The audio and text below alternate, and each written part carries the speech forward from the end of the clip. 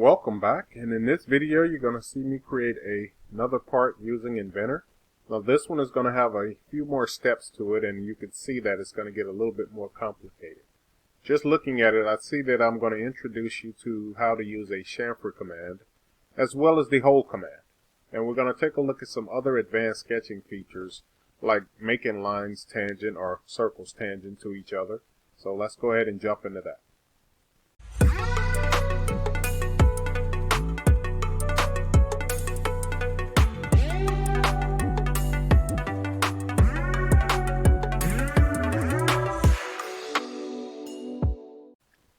Okay, so here in Inventor, I'm going to go ahead and make a millimeter part. So I'm just going to click the new icon here. Once again, I'll wait for my dialog box to open up. Take a look at the English, US, metric. Then I'll double click on the standard millimeter IPT. Alright, going to give Inventor a little bit of time to load up. And once again, you can always verify which units you're using, or if you're having something that locks up on your machine or you want to kind of check other things and go about it, you can always go to the Tools tab, which is going to be located here. And it's still kind of loading up. One more second, and then you can select the Document Settings. It should open up another dialog box, and right underneath Units is where I can verify that I am using millimeters. So, just in case you're having something wrong with the dialog box or something of that nature, I will show you another option of how to kind of bypass that and just select a part and then go ahead and physically change it into millimeters. Alright, let's go ahead and get this part started. Let's go ahead and click back on the 3D modeling. And then I'm going to choose the create the sketch option, right? Now, looking at my view cube, I see this is the front direction, so I'm going to select the XY plane. Once I select that, you're going to see that it rotates around. I'll first create a circle. The next thing I'm going to do is I want this circle here to be in line with this center dot here. So I'm going to choose the horizontal constraint. So once I choose this, the next thing I'm going to do is physically look at my screen, and you can see that I get a dotted line that should be going horizontal across the screen.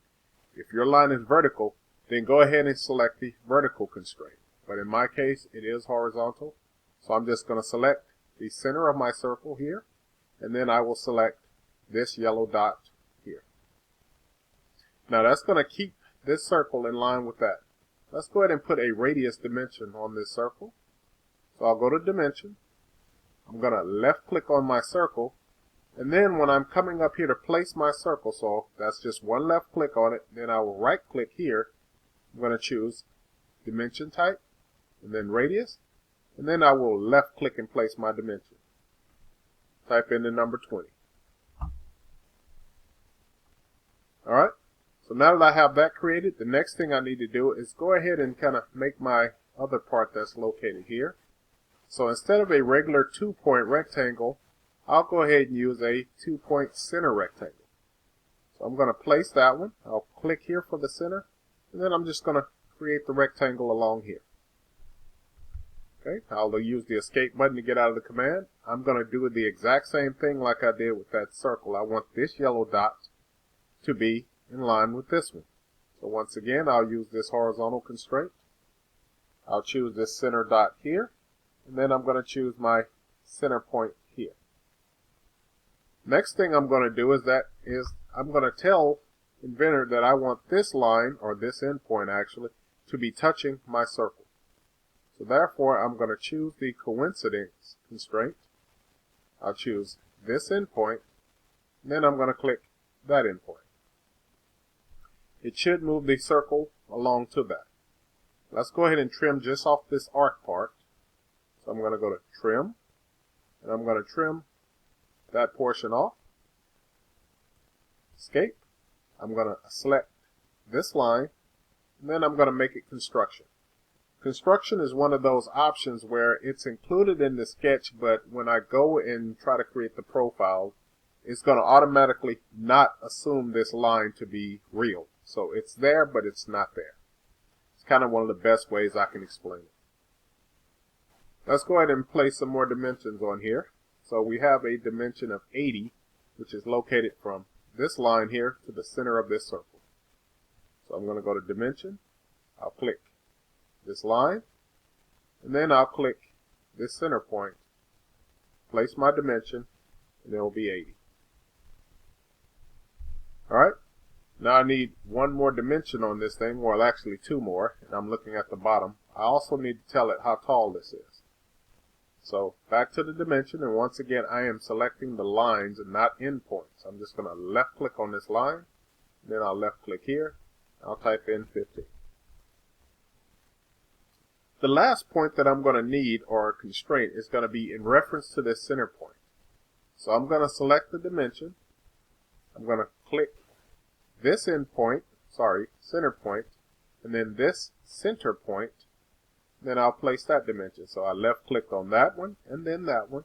I'll drag up here and I'll left click. Once you get the edit dimension dialog box, go ahead and select your 80 dimension and divide it by 2, just to cut it in half. That way this will always be centered.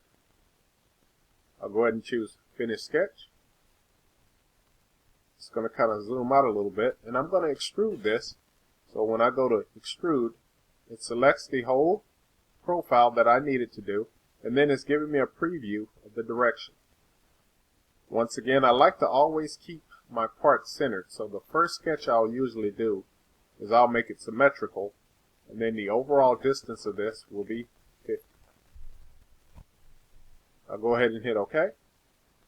And then let's take a look at doing this on the back side. So I'm just going to kind of select the right, and then I'll select this arrow here, and that's going to put me on the back side of my part.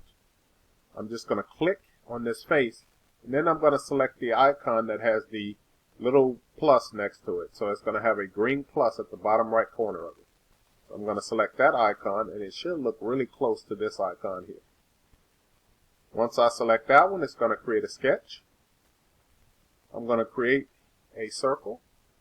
So I'll click here, put a circle here. Now, I want you to make sure that that circle, the edge of that circle, is somewhere in line with this line here on this edge.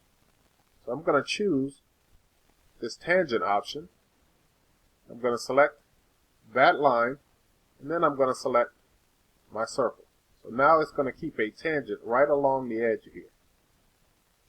The height of this circle is located from this line here to the top. So once again, I'm going to choose Dimension. I'll select this bottom line. Click on the center of my circle. Left click here. Then I'll tell it that the height here is going to be 32. I'll go ahead and create a line from this endpoint going straight up. And it's okay to go past it, long as that line stays vertical. So if I go past it, I'll left click here, hit Escape, and then trim off that portion just so I make sure that it's there. Alright, so the next thing I need to do is create an arc that goes here, and it actually touches this circle part on here. So I'm going to choose Project Geometry. I'm going to select the arc on this line here, and that's going to bring it in. Next, I'll go ahead and create a circle and just left click it out here. I'm going to make this circle tangent to both of these. So I'm going to choose Tangent. I'm going to left click here and then left click on the circle I just created.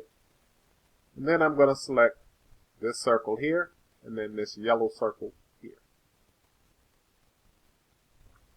Alright, I'll go ahead and escape. Let's do some trimming real quick, and then we'll kind of finalize what this radius and things of that nature should be.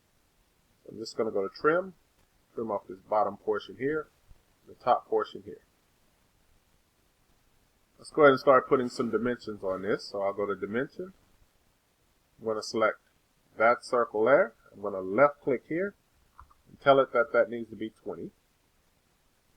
And then I'm going to select the dimension on this arc. I'll place this dimension down here, and I'm going to tell it that this distance needs to be 27.29. Alright, so now I have everything that I need to create this. Now I'm just going to do a little less confusing of Inventor. What I mean by that is you can see that this is a closed object on the inside of this, and then I have a closed object up here. Well, in order to make Inventor kind of choose between them, and that way I don't have to physically pick, I'm going to select this circle. Well, actually, I need that circle. I almost made a mistake there. Actually, I'm going to select this line. I'm going to hold down the control button, and I'll select this line. So while those two lines are selected, I can do a right click on one of those lines and then choose construction. Or I have both of them selected, and I can just come up and make them construction from here. So what that's going to do is that when I go to the next step of extruding this, Inventor is going to look for a closed profile, and it sees that this is the only closed profile because this circle now has an opening here. Let's go ahead and go to Finish Sketch. I'm going to select the Home button here, and that's going to wrap it around. And then I'm going to tell it to extrude this. So I'll go to Extrude, and Inventor should be able to pick up that surface, which it does. Let's go ahead and reverse the direction. And then we need to give it its distance, which in our case will be 15.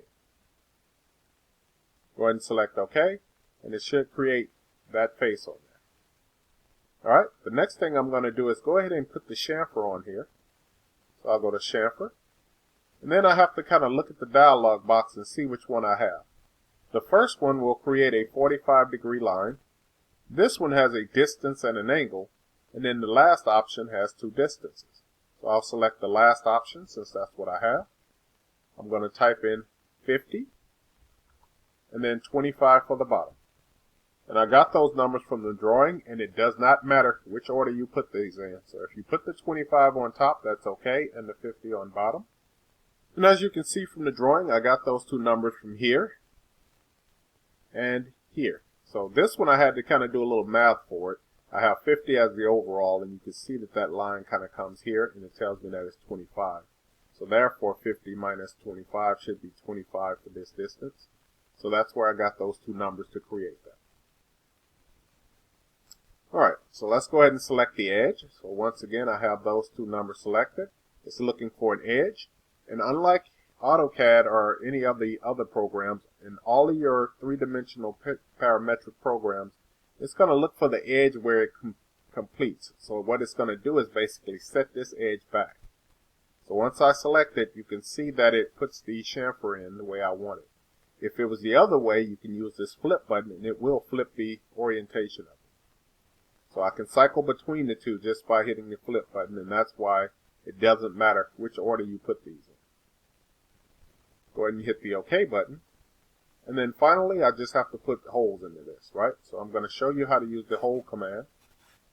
And there's going to be other options that I'm going to use the hole command for, but in this one, if you have a concentric object, and that hole is going to be concentric to these objects here, then I don't have to go ahead and add an extra sketch. I can use the hole command directly. So I'll go to hole. I'm going to select this face, and then I'm going to select this concentric part, and that'll line that circle right up in the middle of it. Next is asking me to give it a size. In this case, it's going to be 20. And then it's telling me how far I want this to go through. So if there's an exact distance that you need to send this through, you can give it that, or you can select this option here, and it's going to send it through all. I'll go ahead and hit the OK button, and then I'm going to come back to the hole command again, and I'm going to repeat the exact same step. So I'm going to select this face, then I'm going to select the concentric option, which is up here, and that's going to center my hole, and then I'll go to OK. Alright, so I hope you enjoyed and kind of learned a little something different working in Inventor. And you can also see, before I forget to tell you, that in my browser I'm starting to build stuff. So for example, if I wanted to change one of these holes, I can double click on the icon here. It's going to bring back open the dialog box.